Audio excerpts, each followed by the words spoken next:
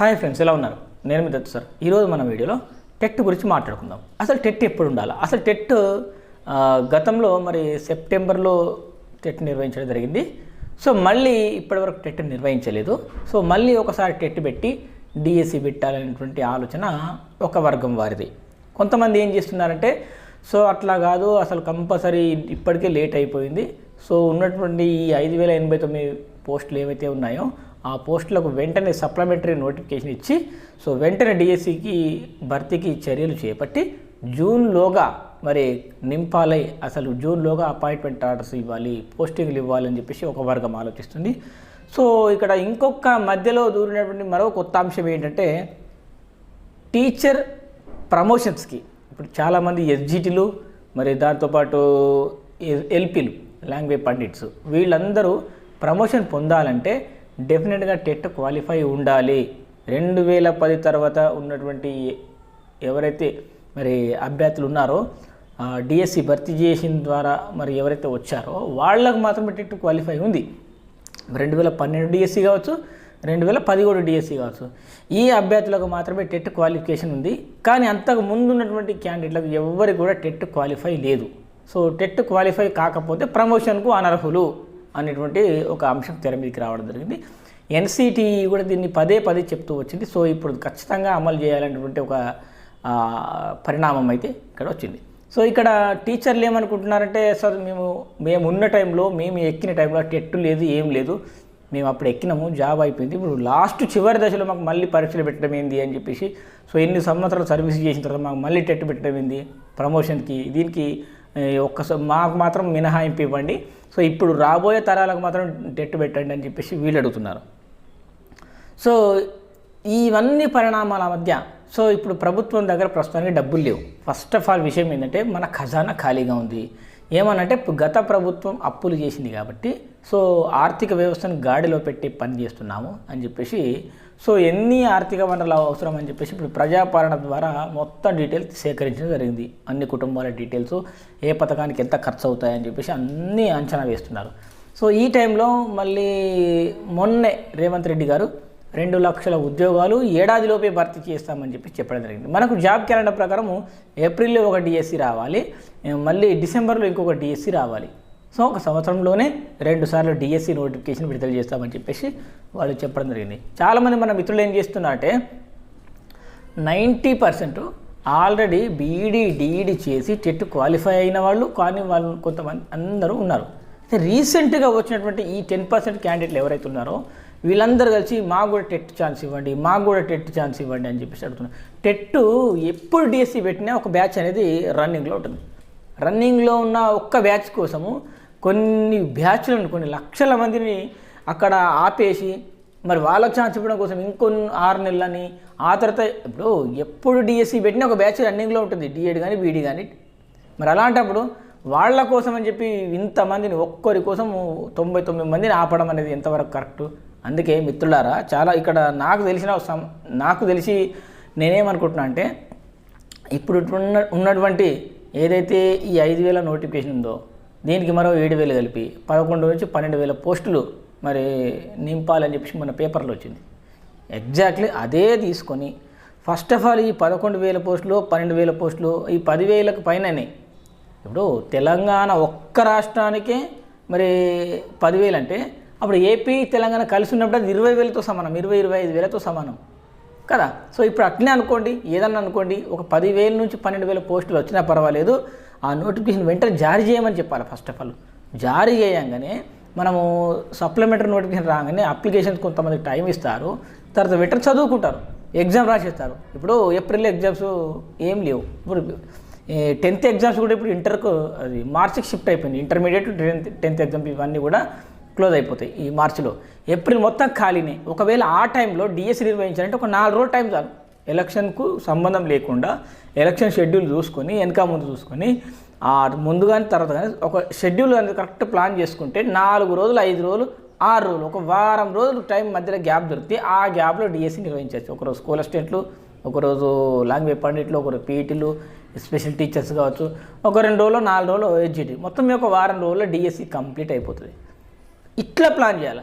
ఇది అయిపోయిందా సార్, మీరు 2 సార్లు డిఎస్సి చేస్తామన్నారు కదా అని చెప్పి డిసెంబర్ నాటికి ఈ కొత్త బ్యాచ్లు అన్నీ అయిపోతే ఈ కొత్తోళ్ళు పాతోళ్ళు కలిపి ఈ డిఎస్సి ఎగ్జామ్ అయిపోయిన వెంటనే ఇప్పుడు ఫర్ ఎగ్జాంపుల్ ఏప్రిల్లోనో మేలోనో ఎగ్జామ్ అయిపోయింది అనుకో, ఎగ్జామ్ అయిపోయాక నేను చేయాలా, మేలో రిజల్ట్ ఇచ్చి సర్టిఫికేట్ వెరిఫికేషన్ చేసి జూన్లో కానీ జూన్ చివరి నాటికి కానీ ఓవరాల్గా ప్రమోషన్లు ఉన్నా లేకున్నా సంబంధం లేకుండానే డిఎస్సి ద్వారా పోస్టులు భర్తీ చేయొచ్చు. ఇక విద్యా వాలంటీర్ల అవసరమే ఉండదు. ఆ తర్వాత ఒకవేళ ఎక్కడో చోట అవసరం ఉంటే ఒక 4-5 వేలు 5-6 వేలు ఒకవేళ అవసరం పడితే ప్రభుత్వం తీసుకుంటే ఏం కాదు. కానీ ఇప్పుడు తెర మీదకి మళ్ళీ విద్యా వాలంటీర్లు అని వస్తుంది. ఒక ఉపాధ్యాయుడికి జీతం ఇవ్వాలంటే అట్లీస్ట్ 25,000 ఇవ్వాలి స్టార్టింగ్. ఇప్పుడు ఎస్జిటికి 25-26 వేల శాలరీ ఇవ్వాలి. ఇప్పుడు అదే శాలరీలో 2 వీవీలు వస్తారన్నటువంటి ఆలోచన. మళ్ళీ ప్రతీ నెల జీతాలు ఇవ్వాల్సిన అవసరం లేదు. ఒకప్పుడైతే 3-4 నెలలకోసారి జీతాలు ఇచ్చేవారు. మరి ఈసారి మరి వీళ్ళు టెట్ డిఎస్సి భర్తీ చేసేంత వరకు మరి విద్యా వాలంటీర్ నియమించుకుంటామంటున్నారు. మరి విద్యా వాలంటీర్లు నియమించుకుంటే నాకు తెలిసి మళ్ళీ ఇంకొక అకాడమీ గారు గోవింద్ ఇక అంతే. ఏమన్నంటే అందరికి అవకాశం ఇవ్వడం కోసం మీరే అడుగుతున్నారు కదా అంటున్నారు. మనం అడుగుతున్నారు కాబట్టి, మీరే అడుగుతున్నారు కాబట్టి మేము లేట్ చేసినాం. ఈ తక్కువ పోస్టులు కాకుండా ఒకేసారి భారీ పోస్టులు వేస్తామని అది ఎప్పుడో 2 నెలలు తీసుకుపోతారు. ఇప్పటికే కొన్ని లక్షల మంది ఎంతోమంది తమ అప్పులు చేసి తమ ఆశలన్నీ గుప్పిట్లో పెట్టుకొని ఎప్పుడెప్పుడా ఎదురు చూస్తున్నారు. నాకు తెలిసి మీరు ప్రతి ఒక్కళ్ళు వీడియో చూసి ప్రతి ఒక్కళ్ళు నేను చెప్తున్నా, ఫస్ట్ ఆఫ్ ఆల్ ఒక డిఎస్సి ఇచ్చేయండి, ఇప్పుడే ఇచ్చేయాలి, రేపే ఇచ్చేయాలి, ఇయ్యాలని ఇచ్చేయాలన్నంత కష్టం ఉండండి. ఫస్ట్ ఈ 5,000 పోస్టులు నోటిఫికేషన్ వచ్చింది ఆల్రెడీ. ఈ నోటిఫికేషన్కి మరో 7,000 జత చేసి 11 నుంచి 12,000 పోస్టులు రిలీజ్ చేస్తామని చెప్పి మొన్న రీసెంట్గా వచ్చింది, ఒక 4-5 రోజుల కింద నేను కూడా వీడియో చేయడం జరిగింది. అదే ప్రభుత్వం దాన్ని ఇంప్లిమెంట్ చేయొచ్చు కదా, వెంటనే చేసేది. ఇప్పుడు భర్తీ చేయడానికి 6 నెలలు 7 నెలలు తీసుకోండి కదా. పొరపాటున ఇప్పుడు ఏప్రిల్లో టెట్ పెడతారు. ఈ కొత్తోళ్ళ కోసం అని డిఎస్సి ఆపిరు అనుకో, అప్పుడు ఏమవుతుంది, ఈ కొత్తోళ్ళు ఈ టీచర్లు అందరూ ఉంటారు, సరే వీళ్ళందరూ టెట్ రాస్తారు. ఇది ఎప్పుడో ఏప్రిల్నో మేలోనో టెట్ పెడతారు. ప్రభుత్వం ఎంత లేట్ అయితే అంత మంచిది.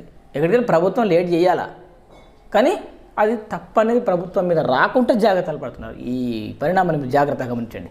ప్రభుత్వం దగ్గర డబ్బులు లేవు, సరే మీకోసం భారీ డిఎస్సి వేద్దామని చెప్పేసి ఆపేస్తారు. అప్పుడు ఇది 3 నెలలు పోయి 6 నెలలు అవుతుంది, 6 నెలలు పోయి ఏడాది అవుతుంది.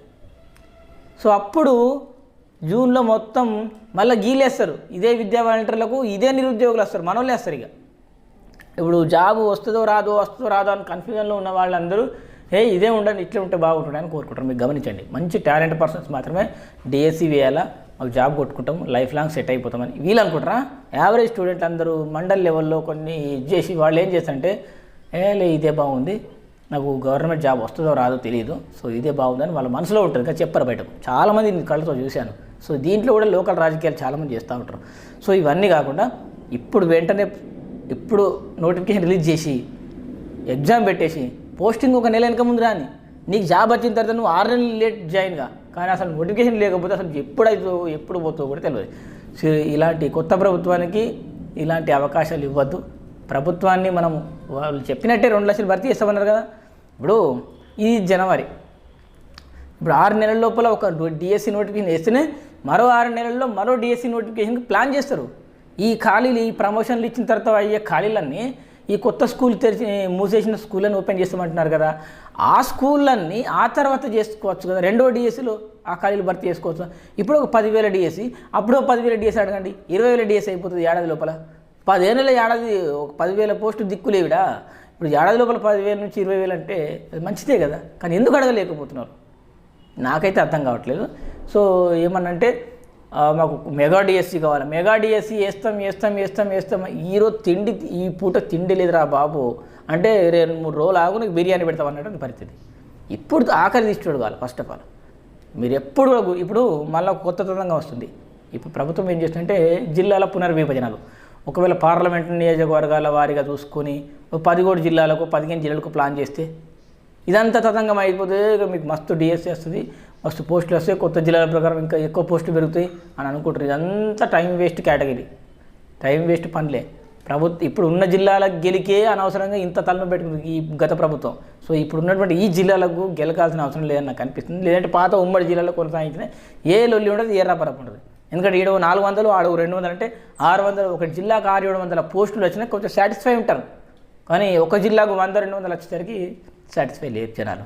సో నేను చెప్పేది ఒకటే, first of all mega DSC కోసం అని చెప్పి ఉన్న టైం కాస్త లేట్ చేస్తే మీ ఏజ్లో అయిపోతే మీ 35 36 అవుతారు, 37 అవుతారు, 38 40 ఏళ్ళు కూడా పెళ్ళిళ్ళు కావు, ఉద్యోగాలు వచ్చే పరిస్థితి లేదు. ఎందుకంటే మన దగ్గర బడ్జెట్ లేదు. ఫస్ట్ ఆఫ్ ఆల్ ఇన్స్టెంట్గా ఇప్పటికిప్పుడు ఇచ్చేద్దామని కూడా బడ్జెట్ లేదు. పాపం వాళ్ళు ఏం చేస్తారు, గత ప్రభుత్వం అప్పులకు చేసి వేరు, దీన్ని సెట్ చేయడానికి టైం పడుతుంది. సో ఈ టైంని కాస్త ఇట్లా అవకాశంగా వాడుకుంటుంది ఈ ప్రభుత్వం. అలాంటి ఛాన్స్ రాకుండా ఉందంటే సరే, ప్రభుత్వం చేస్తుంది, మన ప్రయత్నం మనం చేసి ఒక డిఎస్సి ఇప్పుడు వెంటనే వేయించుకొని డిఎస్సి జూన్ జూలై లోపల ఒక నెల వెనక ముందు కానీ జూలైలో కాకపోతే ఆగస్టులో పోస్టింగ్ ఇస్తే ఏమవుతుంది, ఏం ప్రాబ్లం కాదు కదా. ఒకవేళ ఆ తర్వాత కూడా ఇంకా ఏమైనా ఖాళీలు ఉంటే అప్పుడు విద్యా వాలంటీర్ పెట్టుకొని ఒక నెల వెనక ముందు అవుతుంది. ఇన్ని రోజులు మరి విద్యా వాలంటీర్ లేకుండా స్కూల్ నడవలేవా, కింద ఎవరు నడిచి గట్టి నడుస్తుంది. కాబట్టి మిత్రులారా, ఫస్ట్ డిఎస్సి అడగండి, ఆ తర్వాత రెండో డిఎస్సికి ఎంబడబడండి. ఎంబడబడంగానే సార్ రెండు డిఎస్సీలు అన్నారు కదా, మీరు షెడ్యూల్ ప్రకటించారు, ఏప్రిల్ 1st ఒక నోటిఫికేషన్ అన్నారు, నెక్స్ట్ డిసెంబర్లో ఇంకో నోటిఫికేషన్ అని చెప్పారు, మీరే స్వయంగా చెప్పారు మీ మేనిఫెస్టోలో ఉందని చెప్పి రిక్వెస్ట్ చేయండి, బతిమలాడండి. సరే ఏదో మనం అడిగితే ఖచ్చితంగా వాళ్ళు 20,000 అంతటా 10,000 వేస్తారు, 10,000 అంతటా 5,000 ఇస్తారు. ఇట్లాంటి పరిస్థితి అంటే ఎంతో కొంత ఎంత అంత లాక్కోవాలంతే. ఇప్పుడు రేపు పొద్దున ఫర్ ఎగ్జాంపుల్ చాలామంది ఏమంటున్నారంటే రీసెంట్గా అయిపోయిన వాళ్ళు కూడా ఛాన్స్ ఇవ్వాలంటే, ఇప్పుడు నాకు మొన్న కొంతమంది మిత్రులు ఫోన్ చేశారు, ఆయన ఇప్పుడు డీడీ సెకండ్ ఇయర్ ఉన్నాడట, ఇప్పుడు సెకండ్ ఇయర్ ఉన్నాను సార్, 3rd సెమ్ అయిపోయింది, 4th సెమ్ కాలేదు, అసలు ఈ కంప్లీటే కాలేదు మిత్రమా, నువ్వు ఫస్ట్ కోర్సు కంప్లీట్ చేసిన తర్వాత టెట్ పడితే ఇంకా టెట్ అడగండి, టెట్ 6 నెలలకు కూడా పెట్టాలి, 6 నెలలకు టెట్ పెడితే రాస్తా పోతారు. ఇప్పటికి 10 ఏళ్ళలో 20 టెట్లు అవుతుండే, ప్రతి ఒక్కరు క్వాలిఫై అవుతుండే, ఒక్కొక్కసారి కాకపోతే ఒకసారి క్వాలిఫై అవుతారు కదా. అది ఎప్పుడో డిఎస్సి పెడితేనే టెట్ వేసినట్టు పరిస్థితి. అట్లా కాకుండా సీటెట్ లెక్క ప్రతి 6 నెలలకు టెట్ కనుక పెడితే అందరికీ న్యాయం జరుగుతుంది, ఇలాంటి ప్రాబ్లమ్స్ రావు. ఇప్పుడు ఎప్పుడు డిఎస్సి పెట్టినా ఒక బ్యాచ్ రన్నింగ్లోనే ఉంటుంది, ఇక వాళ్ళ కోసం దీన్ని ఆపలేము కదా, వాళ్ళకి ఇంకో అవకాశం వస్తుంది. ఇప్పుడు ఒక్కొక్కరు బీఈడీ చేసి డీఈడీ చేసి 10-15 సంవత్సరాలు దాటిపోతుంది, వయసు అయిపోతుంది, 40-44 సంవత్సరాల దగ్గరికి వస్తారు ఒక్కొక్కరు, వాళ్ళ పరిస్థితి ఏంది. ఇది మిత్రులారా, మీకు ఏమనిపించింది మీరు కామెంట్లో చెప్పండి. సో నేనైతే ఏమనుకోవట్లేదు, మీ ఇష్టం వచ్చినట్టు మాట్లాడుకోండి. సరే, ఇది మరి వాటి video. Thanks for watching, bye.